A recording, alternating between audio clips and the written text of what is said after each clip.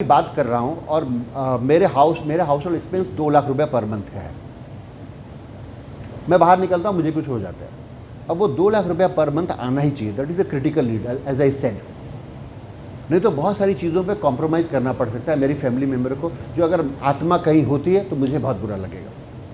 तो मैं क्या करूँगा, जो मेरी नीड्स हैं वो दे आर माई लाइबिलिटीज़। जो मेरा खर्चा आने वाला है वो लाइबिलिटी बोलते हैं उसको। और जो अभी मेरे एसेट है, एसेट माइनस लाइबिलिटीज़ माई नेटवर्थ। अगर नेगेटिव है तो जो पोर्शन से वो नेगेटिव है उतने का मुझे लाइफ इंश्योरेंस तुरंत ले लेना चाहिए। टर्म पॉलिसी बहुत सस्ते में आता है और लंबा कवरेज मिलता है। तो आपका जो इमीडिएट क्रिटिकल नीड है वो आपका कवर हो जाएगा। लॉन्ग टर्म नीड के बारे में हम debt instrument, real estate, equity, metal सबसे कवर कर सकते हैं। तो अभी डेट क्या होता है इंश्योरेंस में? इंश्योरेंस में मैं 3 प्रकार के इंश्योरेंस को एम्फेसाइज करता हूँ। इंश्योरेंस लेना है हमेशा टर्म पॉलिसी में, यूलिप ये सब मत लीजिए। मेरा बीच में एक आर्टिकल था, say no to ULIP, it's a broad day crime if people like me are giving you ULIPs. You lose huge money in that by way of expense ratio. कोई भी यूलिप बेचने आ रहा है, पहला क्वेश्चन इंश्योरेंस में ULIP तो नहीं है, ये आपको पहला पूछना है। Insurance you take for insurance, term policy. Second, आपके पास एक अच्छा हेल्थ पॉलिसी होना चाहिए। कोरोना में 30-30 लाख रुपए लोगों को खर्च किया, फिर भी जान नहीं बची। और एक मिडिल क्लास फैमिली को अगर 31 लाख रुपया देना पड़ा तो उसको बहुत बड़ा धक्का लगता है। हेल्थ इंश्योरेंस खुद का नहीं, फैमिली फ्लोटर। बहुत बदलाव आया है हेल्थ इंश्योरेंस के डोमेन। इनफैक्ट मैंने अपना हेल्थ इंश्योरेंस 8 साल के बाद बदला है। मैक्स भूपा उस समय बहुत अच्छा प्रोडक्ट हुआ करता था, एक गोल्ड था मेरे पास। पर अभी कुछ ऐसे प्रोडक्ट आए हैं, मतलब अमेजिंग है और मच लोअर कॉस्ट में। मैंने अभी उसको डिसकंटिन्यू करके लिया मेरी फैमिली के लिए हेल्थ इंश्योरेंस।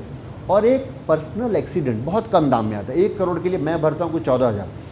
घर से हम निकलते हैं, बिल्डिंग के नीचे से पास हो रहे हैं जो कंस्ट्रक्शन में, ऊपर से एक हाई वेलोसिटी से एक छोटा सा पत्थर अगर गिरा, सर के अंदर चला जाएगा छेद करके। If it is falling from a big tower. Bathroom में गिर गए, सडनली स्लिप मार के, साबुन लगाया, गिरे, नल लगा, we are done, incapacitated. Anything happen, train में, बस में, वी आर जस्ट, हम घर पहुंच जाए ना बहुत बड़ा बात है। अगर हम कार लेके निकलते हैं रोज, वो कार न ठुक जाए ना तो सरप्राइज होना चाहिए उस दिन। ठुक गया नॉर्मल है। इतना ट्रैफिक और इतना मिसमैनेजमेंट है, चीज़ें चारों तरफ आप देखिए कि एक्सीडेंट होने, it's a lurking danger which we live in. एक पर्सनल एक्सीडेंट अगर जो बाहर लोग जाते हैं उनको जरूर लेना चाहिए। मेरा है 1 करोड़ का, मेरी वाइफ को 50 लाख का है, उस तरह का हम लोग लेके रखा है। ये 3 प्रोडक्ट आपको इंश्योरेंस में जरूर होना चाहिए। अब ये डेट प्रोडक्ट क्या है? डेट वो प्रोडक्ट होता है जिसमें आपको फिक्स रिटर्न मिलता है। इसमें से बहुत सारे लोगों को ये सब चीज़ें पता भी होगी, may be repetition for you, लेकिन जिसको नहीं पता है उसके लिए मैं ये बोल रहा हूँ। आप मुझे बीच में कहीं भी रोक सकते हैं। अगर आपको नहीं समझ आ रहा है, we can debate, I can discuss, we can elaborate on that. This is within family, ठीक है। तो डेट प्रोडक्ट क्या होते हैं? Fix deposit. तो बैंक में फिक्स डिपॉजिट रखने के बजाय, जो अभी 5.9% देता है मैक्सिमम, उसके बजाय आप 4 कंपनी अच्छी हैं जिसमें आप डाल सकते हैं, AAA रेटेड। एक तो HDFC लिमिटेड, हाउसिंग वाले।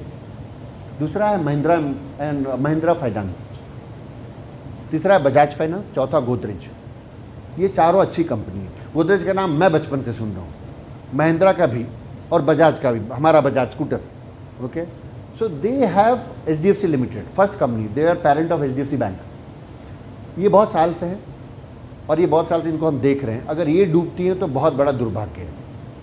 ये लोग 75 पैसे से 0.75% से 1% तक हायर देते हैं बैंक रेट से।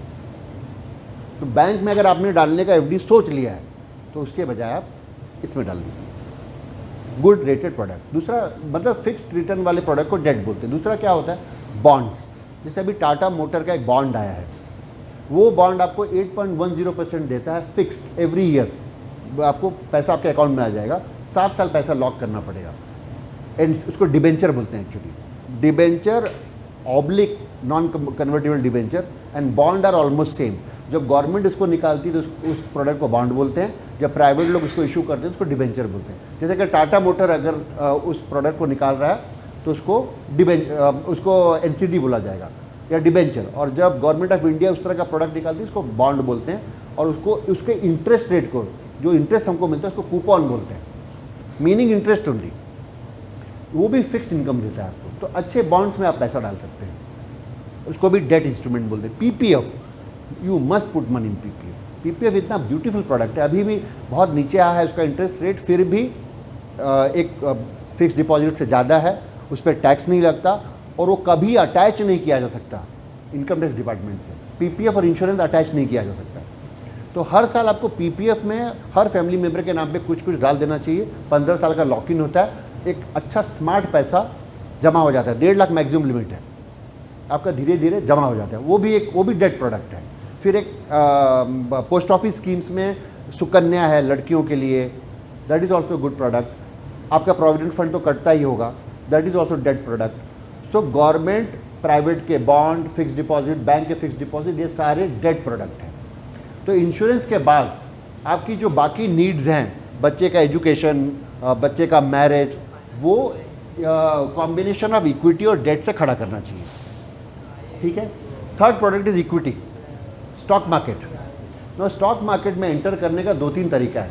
पहला है कि अगर आपके पास बहुत समय है, आप सारा दिन स्क्रीन देख सकते हैं, आप स्टॉक मार्केट के बारे में, स्क्रिप्ट के बारे में पढ़ते हैं, तो आप डायरेक्ट इक्विटी में घुसिए, सीधा पैसा लीजिए, स्क्रिप्ट खरीदिए और ख़रीदना बेचना चालू रखिए, इंट्राडे ट्रेडिंग करिए, वो सब करिए, डेरिवेटिव में खेलिए अगर आपके पास समय। अगर नहीं है तो आप म्यूचुअल फंड का रास्ता पकड़िए।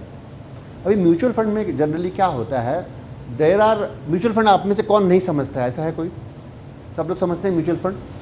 मार्केट में 2500 स्कीम्स है, 2500, ठीक है। सारी स्कीम अच्छी नहीं होती है। देयर आर 8 पैरामीटर्स जिस पे किसी स्कीम को हमको एसेस करना चाहिए। 8 हम लोग क्या करते हैं, 2500 स्कीम को 8 पैरामीटर से स्क्रब करते हैं, और जो स्कीम 8 पैरामीटर से एक भी पैरामीटर मिस करती है उसको हम नहीं रिकमेंड करते हैं। तो होता क्या है, 2500 स्कीम से छन के ये 8 पैरामीटर जब हम एग्जीक्यूट करते हैं तो 10-11 स्कीम ही निकल पाता है, उससे ज़्यादा सर्वाइव नहीं कर पाते लोग, बाकी स्कीम अपने आप आउट हो जाती है। तो फिर निकलता क्या है, लार्ज कैप बड़ी कंपनी का 2 स्कीम निकलेगा, 1-2 मिड कैप की निकलती है, कुछ स्मॉल कैप की निकलती है, कुछ हाइब्रिड की निकलती है, 12-13 फंड निकलते हैं। उन 12-13 फंड में आप मान लीजिए 100 रुपये इन्वेस्ट करने वाले हैं, सब में 10-10 रुपये डाल दीजिए। उसका मैं अभी पावर बताऊंगा आपको नेक्स्ट स्लाइड में कि म्यूचुअल फंड का पावर क्या होता है। कोई भी बड़ा सा गोल अगर आपका है तो कैसे प्लान कर सकते हैं म्यूचुअल फंड के थ्रू, और combination of this debt instrument. Equity में एक और तरीका है, जैसे मान लीजिए ये कंपनी है आप लोगों की, अभी लिस्टेड नहीं है, स्टॉक मार्केट में ट्रेड नहीं होती है, लेकिन आपका जो प्रोडक्ट है ना वो बहुत अच्छा प्रोडक्ट है, वो लाइटिंग मार्केट में चैलेंज कर रहा है कुछ लोगों को, फिलिप को चैलेंज करता है।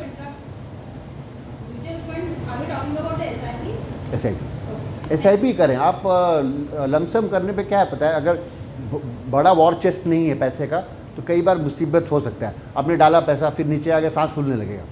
SIP में रिस्क होता ही नहीं। मैं आपको भी बताऊंगा SIP कैसे चलती है, ब्यूटीफुल वर्ल्ड है वो दुनिया का। तो अभी स्टॉक मार्केट में 2 प्रोडक्ट होता है, एक तो जो लिस्टेड प्रोडक्ट है, लिस्टेड होता है मेन बोर्ड में लिस्टिंग, NSE BSE जो रोड ट्रेड होता है, और दूसरा होता है SME लिस्टिंग, छोटी कंपनी, उसका एक अलग से बोर्ड है SME लिस्टिंग का, स्मॉल मीडियम एंटरप्राइजेस का। उसमें बहुत ट्रेडिंग नहीं होता है, बहुत वॉल्यूम नहीं होता है, पर हाँ प्रमोटर को लगता है कि हमारी कंपनी लिस्ट हो गई है। बहुत सारी कंपनियाँ स्मॉल बोर्ड से मेन बोर्ड में भी जाती हैं।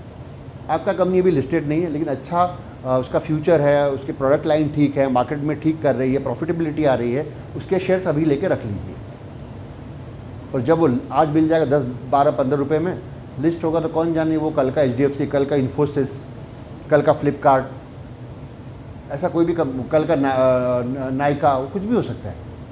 तो अनलिस्टेड का भी एक बहुत बड़ा मार्केट है। जैसे कि टाटा टेक्नोलॉजी इस वक्त वो इलेक्ट्रिक व्हीकल का टेक्नोलॉजी पूरे वर्ल्ड को प्रोवाइड करती है। टाटा टेक्नोलॉजी का शेयर इस वक्त 5000 के आसपास का है, 5850 का, लेकिन इसका प्रोपेंसिटी है कि वो बढ़ के 16-17 हज़ार तक जा सकता है।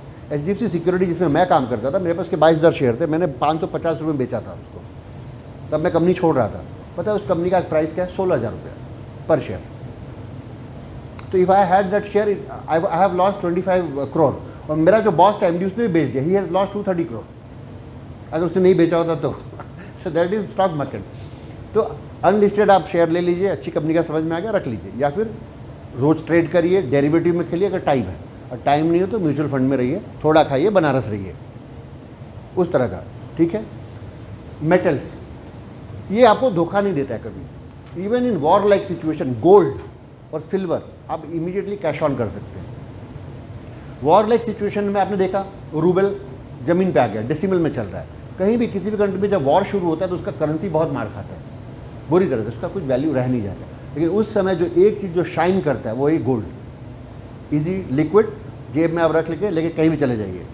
तो you should also invest in gold, but पहले इंश्योरेंस लाइबिलिटी कवर करिए, फिर जो फिक्स्ड बच्चों के खर्चे वर्चे आने वाले हैं डेट और इक्विटी का कॉम्बिनेशन ले लीजिए, और मेटल रखिए लेने देने के लिए। लड़की को देना है, आप कल दादा बन गए, आपके बच्चा पोता आया 5 ग्राम दे दीजिए, नेक्स्ट टाइम आया कुछ भी मत दीजिए, फिर आया 10 ग्राम दीजिए। उसको अनप्रेडिक्टेबल लगना चाहिए, मेरे दादाजी पैसा देंगे कि नहीं इस बार पता नहीं, या मेरी दादी, लेकिन उसको कन्फ्यूजन आना चाहिए कि मिल भी सकता है, तो आपकी सेवा में लगा रहेगा। ठीक है, मेवा के चक्कर में। तो ऐसा गोल्ड का छोटा छोटा कॉइन, दागीना मत बनाइए। गोल्ड आजकल आप इलेक्ट्रॉनिकली भी खरीद सकते हैं, उसको ETF बोलते हैं, एक्सचेंज ट्रेडेड फंड्स। आप अभी इलेक्ट्रॉनिकली जमा करिए, जब आपको दागीना बनाना तो ये बेच के आप वहाँ चले जाइए। नहीं तो अभी आपको क्या लॉकर लेना पड़ेगा बैंक में, उसका खर्चा 9-10 हज़ार रुपये साल का आएगा बेकार में। तो इलेक्ट्रॉनिक गोल्ड खरीदिए। फिजिकल गोल्ड में अगर आप नहीं पहनने वाले तो सिर्फ कॉइन्स खरीदिए, 5 ग्राम कॉइन, 10 ग्राम कॉइन, और बहुत बड़ा अगर खरीदना है तो 50 और 100 ग्राम का। छोटे छोटे रखेंगे तो नाती पोतों को देने में काम आएगा, लालच बना रहेगा, ग्रीड रूल्स द वर्ल्ड, आपका सेवा होता रहेगा। ठीक है, और बहुत पैसा आपके पास आ गया, फिर आप डायमंड, रूबी, आर्ट खरीदिए, टांग दीजिए उसको। हो सकता है उसमें कोई हिम्मत हुसैन जैसा निकल जाए तो आपका, हाँ वो सब करिए। 50,000 का आर्ट खरीदिए, कल 5 करोड़ का हो जाएगा, कौन जानता है। बिटकॉइन खरीदिए, वो सब करिए आप, फिर रेस लगाइए घोड़े पे, मज़े करिए। एक बार वहाँ पहुँचे आप, उतना पैसा हो गया, सब नीड्स कवर है, आप कुछ भी करिए उसके बाद। तो ये है फाइनेंशियल प्लानिंग का पिरामिड, कैसे एसेट क्लास को आपको पहले क्या तवज्जो देनी है, फिर क्या, और बाद में कैसे आगे बढ़ना है। आपको अभी तक कोई क्वेश्चन है इसमें? Anything you guys want to ask, just express yourself,